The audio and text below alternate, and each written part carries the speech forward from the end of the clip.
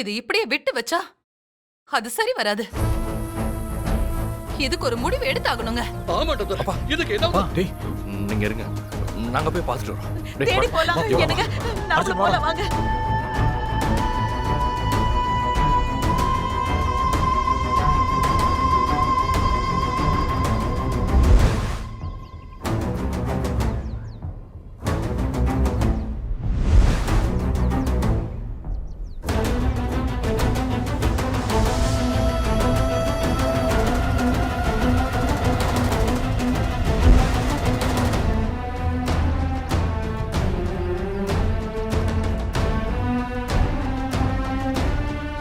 கவ்யா, கவ்யா,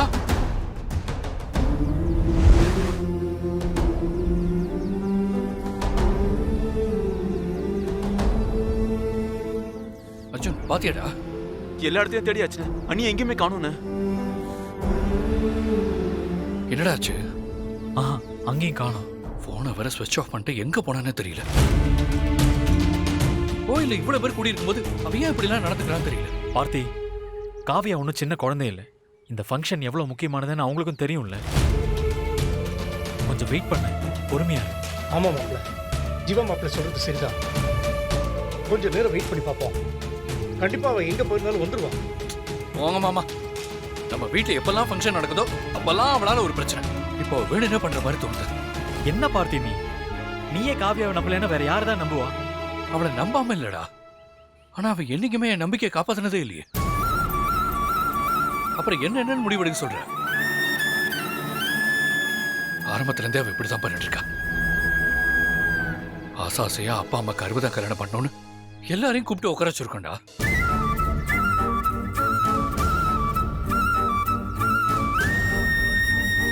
கடைசியில் இந்த கல்யாணம் நடக்குமா இல்லையானே தெரியலடா. ஏய், என்ன பார்த்தி அதெல்லாம் விடு. இப்போதைக்கு காவியா பத்தி நாம எதுவும் யோசிக்க வேணாம். இப்ப கல்யாணத்தை எப்படி நடத்தலாம்னு யோசிக்கலாம். அதுக்கப்புறம் காவியா பத்தி பேசலாம். வா, யோசிக்காத பார்த்தி, வா முதல்ல வா. சரி வாடா.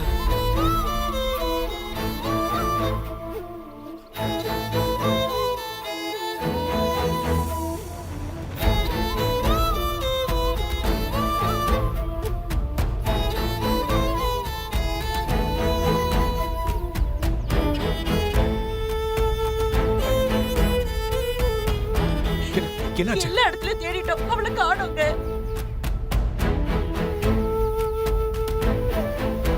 அப்பா, முகூர்த்த நேரம் முடியறதுக்குள்ள இந்த கல்யாணத்தை பண்ணிடலாம்ப்பா. நான் போய் வேற தாலியை வாங்கிட்டு வந்துடுறேன்.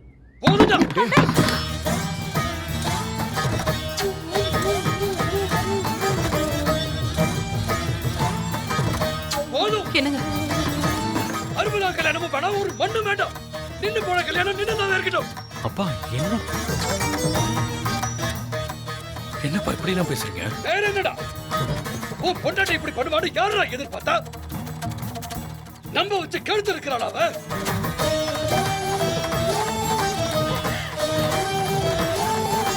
அவ நம்ம குடும்பத்தை வேணும்னே பழி வாங்குற மாதிரி தெரியுதுங்க.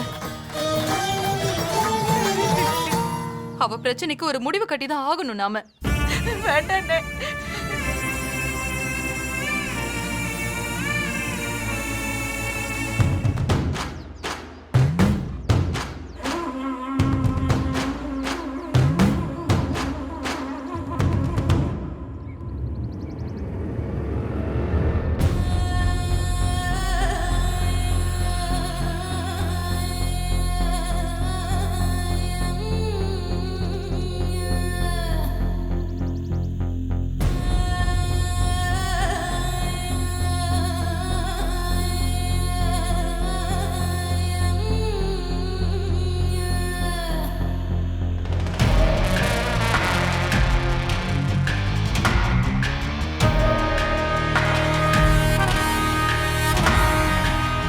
என்ன அருணாச்சலம், அதிர்ச்சியா பாக்குற? அழையா வீட்டுக்குள்ள நுழையிற விருந்தாளி மாதிரி உன் 60ஆம் கல்யாணத்துக்கு நாங்க வந்திருக்கோம்னு பாக்குறியா?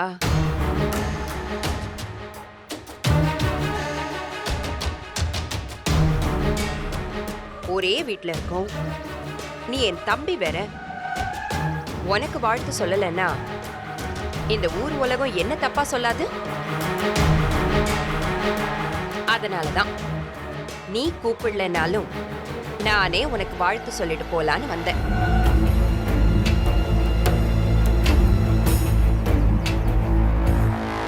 ஜேகே, இந்தாங்க அத்தை.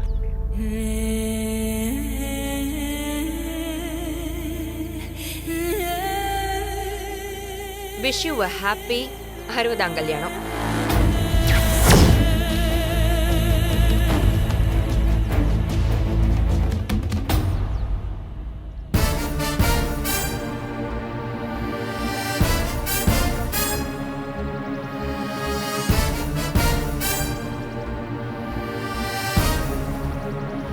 பெரியம்மா, கல்யாணம் நின்னு போச்சு.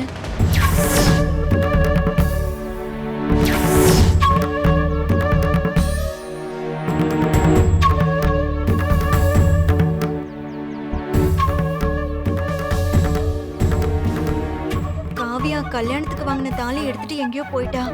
என்னம்மா சொல்ற? ஆமா பெரியம்மா.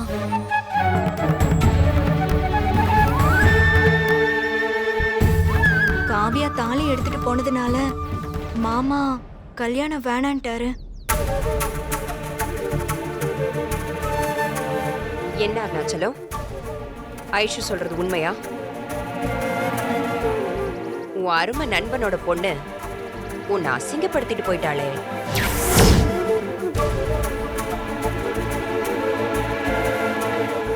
இந்த ட்விஸ்ட நான் சத்தியமா எதிர்பார்க்கல.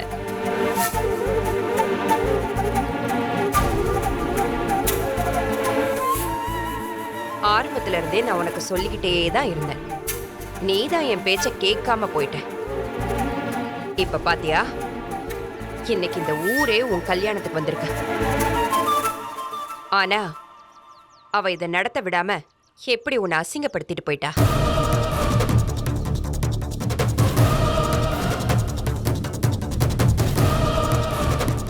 ஆனா உனக்கு இது வேணும் அருணாச்சலம், இதுவும் வேணும், இன்னமும் வேணும்.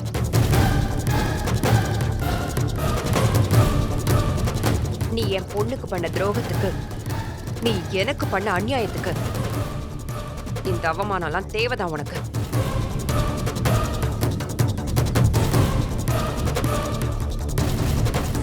கூட பிறந்த அக்கா ஏன் பேச்ச கேட்காம எவனோ ஒருத்தனோட பேச்ச கேட்டு ஆடினல,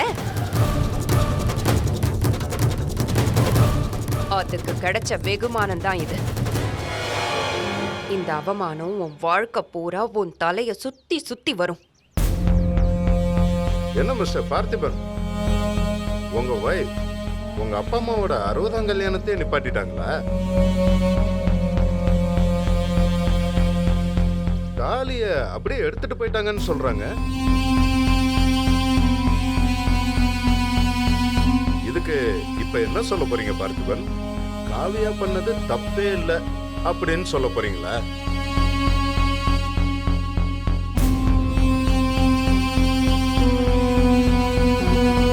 அஃப்கோர்ஸ் நீங்க சொன்னாலும் சொல்லுவீங்க. நீங்கெல்லாம் எங்க அத்தையை அவமானப்படுத்தணும்னு நினைச்சீங்கல்ல, ஆனா கடவுளோட சித்தம் பாத்தீங்களா? உங்க விரல வச்சு உங்க கண்ணை குத்திட்டாங்க.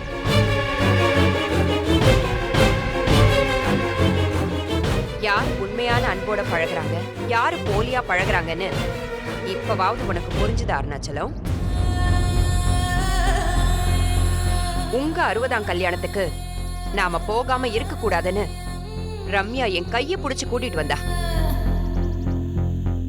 இப்படி உன் மேல மதிப்பும் மரியாதையும் என் பொண்ணு வச்சிருக்கா. ஆனா அவளை விட்டுட்டு அந்த காவியாவை கட்டி வச்சல, அதுக்கு கிடைச்ச தண்டனை தான் இது.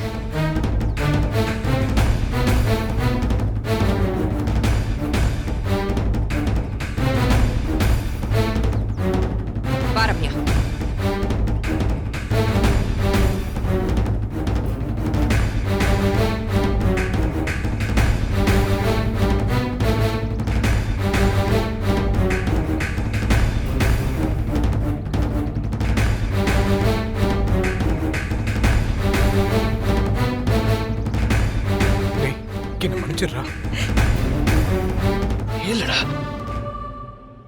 மன்னிப்பு கேட்க வேண்டியது நீ இல்லடா.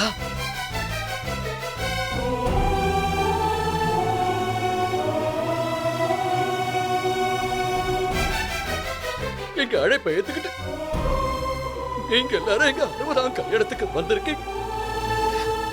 ஆனா இனிமே இந்த கல்யாணம் நடக்க எல்லாரும் என்ன மன்னிச்சிருங்க.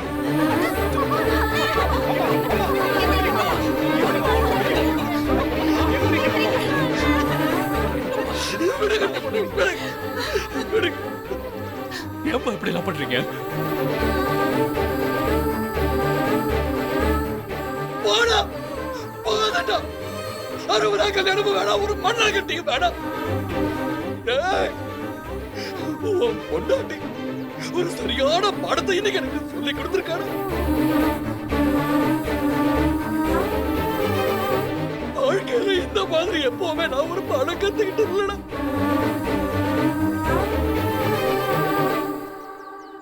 இந்த அவமானம், இந்த அசிங்கம் இனி எனக்கு வாழ்க்கை முழுக்க மறக்காது. என்னைக்கும் ஞாபகம் இருக்கும். போதுண்டா சாமி, போதும்.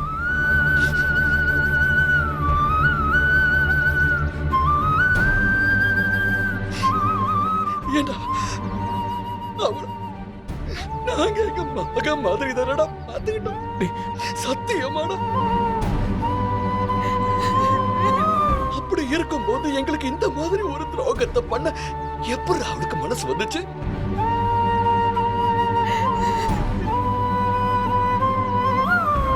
ஏன்டா இப்படி பண்ண அவ? டேய், என்ன விடுறா, என்ன விடு. ஆனா தோ, இவ என்னடா பாவம் பண்ணா? இவ என்னடா தப்பு பண்ணா?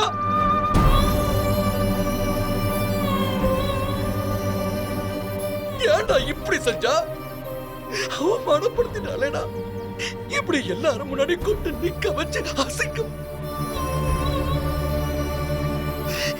இனிமே யாரு மூச்சிலடா நான் முடிப்பேன். என்ன மன்னிச்சு மன்னிச்சு.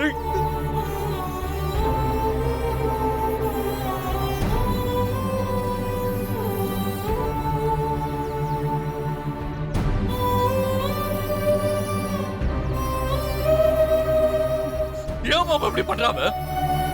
அவனுக்கு நாங்க என்ன குறை வச்சோம்? மனுஷன் எவ்வளவு ஆசையா தெரியுமா? எல்லாத்தையும் நாசமாக்கிட்டு போயிட்டோம். பார்த்தி, என்ன பார்த்தி? காவியாவை தேடி கண்டுபிடிச்சிடலாம். இதுக்கு மேல தேடி கண்டுபிடிச்சு என்னடா பண்றது? கல்யாணமே நின்று போச்சு.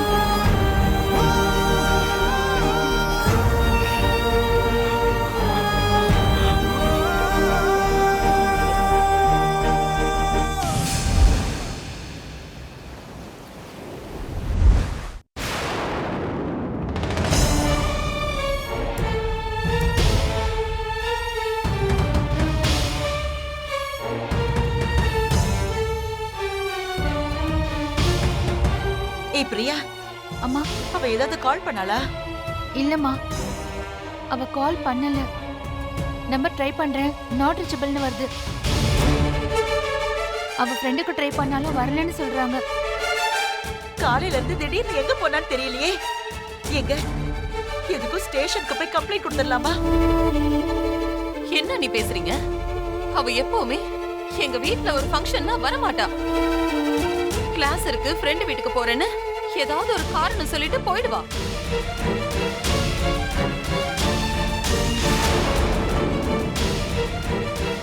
அண்ணி, காவியா முன்ன மாதிரி இல்ல அண்ணி, நிறைய மாறிட்டா. நீங்க சொன்ன மாதிரி மாறி இருந்தா அவ எதுக்காக எங்க 60ஆம் கல்யாணத்தை நடத்த விடாம தடங்கல் பண்ணணும்? சாரி பார்த்தி, உங்க கூட ஜோடியா நின்று அத்தை மாமா 60ஆம் கல்யாணத்தை நடத்தணும்னு நான் ஆசைப்பட்டேன். அந்த ஆசை நிராசை ஆயிடுச்சு. போனதுதான் போனா, பார்த்தி வாங்கி கொடுத்த தாலியை வேற எடுத்துட்டு போயிட்டா.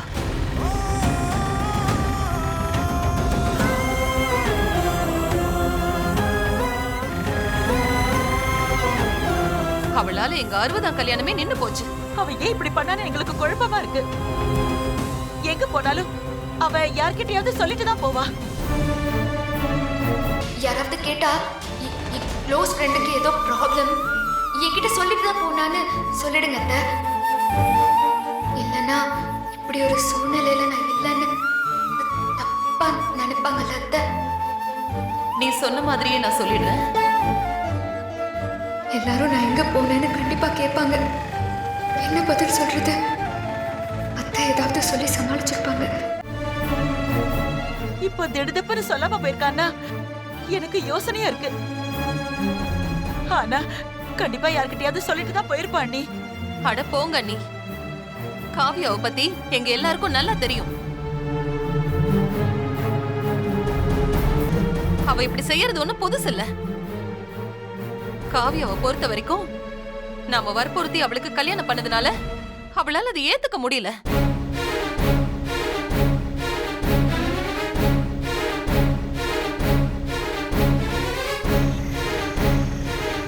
காவியாவை பொறுத்த வரைக்கும் நாம வற்புறுத்தி அவளுக்கு கல்யாணம் பண்ணதுனால அவளால அதை ஏத்துக்க முடியல. இன்னைக்கு வரைக்கும் பார்த்தி கூட அவ சந்தோஷமா வாழல. நீ எப்ப பார்த்தாலும் அவனை வேண்டாத ஆள் மாதிரி விரட்டி அடிச்சுக்கிட்டே இருக்கா. அட்லீஸ்ட் எங்க வீட்ல உள்ளவங்க கிட்டயாவது பேசி பழகுறாளான்னு பார்த்தா அதுவும் இல்ல.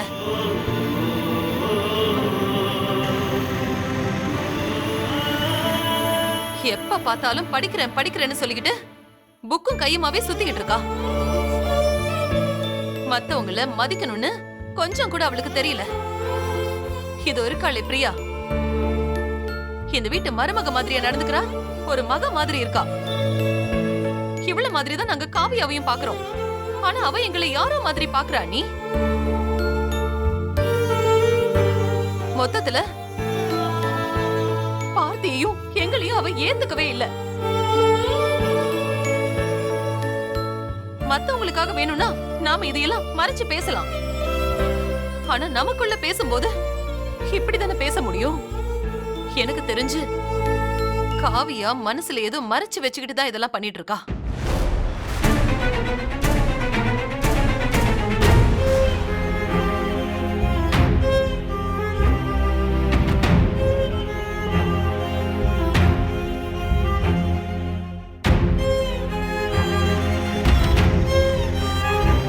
காவியாவை கல்யாணம் பண்ணதுனால பார்த்தி நிம்மதி இல்லாம இருக்கான். ஏதோ நமக்காக தான் பார்த்தி காவியாவோட சந்தோஷமா இருக்கிற மாதிரி நடிக்கிறானே தவிர உண்மையிலேயே துளி அளவு கூட அவன் சந்தோஷமா இல்ல.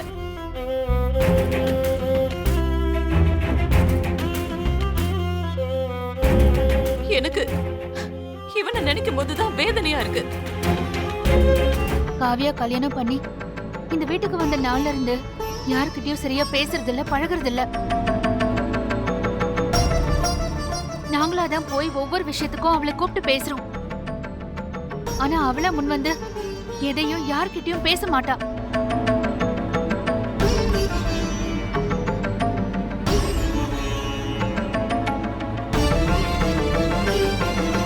என்கிட்ட மட்டும் இல்ல, பார்த்திகிட்டயும் இப்படிதான் பழகுறான்னு பின்னாடிதான் தெரிஞ்சுக்கிட்டேன்.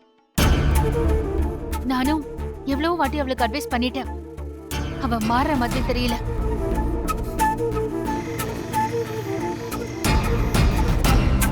அவ மனசுல என்னதான் இருக்குன்னு பல தடவை கேட்டுட்டேன். ஆனா எதுவுமே சொல்ல மாட்டேங்கிறா.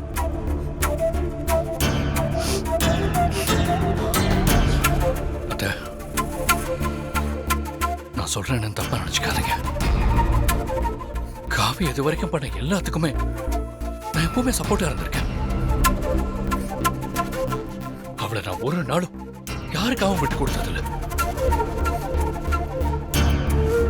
ஆனா எங்க அப்பா அம்மாவோட 60ஆம் கல்யாணம் நின்னு போனதுக்கு அவ காரணமா இருந்தது என்னால தாங்க முடியல அத்தை.